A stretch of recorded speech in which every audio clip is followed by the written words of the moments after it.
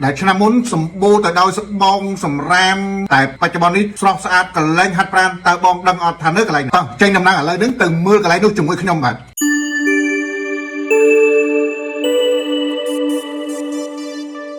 ខ្សែទឹកមួយកន្លែងដែលមានប្រវែង4គីឡូម៉ែត្រធំក្លិនមិនល្អคล้ายទៅជាលំហូរទឹកដ៏ស្អាតស្រស់ស្អាតកលែងហាត់ប្រាណតើបងដឹងអត់ថានៅកន្លែងមួយនោះគឺនៅសង្កាត់សៀមរាបដងស្ទឹងសៀមរាបទើបនឹងស្ដាររួចថ្មីហ្នឹងបាទក្នុងឆ្នាំ2025ហ្នឹងហើយវាល្អរស់នៅទាំងនៅមាត់ស្ទឹងក៏បាននៅសងខាងស្ទឹងចូលទៅក្នុងបន្តិចក៏បានដែរបាទអាហ្នឹងសម្រាប់ធ្វើផ្ទះទី2ផ្ទះវិស្វកម្មផ្ទះលំហែអីផ្សេងបាទ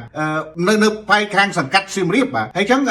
មានហេដ្ឋារចនាសម្ព័ន្ធល្អដែលអាចដើរហាត់ប្រាណបានដែលអាចស្រូបខ្យល់អាកាសបរិសុទ្ធបាននៅក្នុងក្រុងសៀមរាបហ្នឹងដែលមានប្រវែង4គីឡូម៉ែត្រដែលស្ដាររួចបាទអញ្ចឹងអាចរស់នៅទីនោះបានបាទ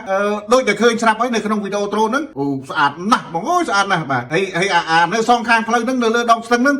ក៏មានគេលក់ដីលក់ផ្ទះដែរហើយអាចចូលទៅក្នុងតិចហ្នឹងក៏មានដែរបាទមានតាមកម្រិតមានតាមតម្រូវការអញ្ចឹងទៅហើយបើសារ៉ាត់មានបច្ចុប្បន្នហ្នឹងមានតែ2-3គ្រាប់អីប៉ុណ្ណឹងទេបាទធូថ្លៃទេបាទអញ្ជើញទៅមើលដងស្ទឹងហ្នឹងទៅល្អគុណល្អរស់នៅដែរអត់បាទមើលវីដេអូដ្រូនផងហើយមើលផ្ទាល់ផងអញ្ជើញទៅមើលទៅបាទហ្នឹងហើយល្អបងល្អមើលតើបាទល្អរស់នៅល្អរស់ស៊ីហូបចុកអីគ្រប់តែយ៉ាងហ្នឹងឯងល្អបាទ